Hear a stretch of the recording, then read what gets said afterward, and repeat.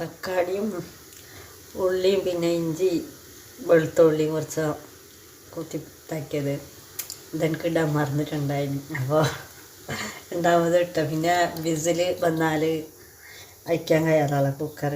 പിന്നെ ഉടനെ ഞാൻ കുക്കർ തുറന്നിട്ട് മുറിച്ചിട്ടെടുത്ത് മറന്നുപോയി. പലതും മറക്കുന്നു, തലയെത്തുന്നില്ല, എന്തോ ഒരവസ്ഥ ഉണ്ടായിരുന്നു. അബദ്ധമായിരിക്കും പറ്റുമല്ലോ, അതുപോലെ തന്നെ അബദ്ധമായി എനിക്ക് പറ്റിയത്.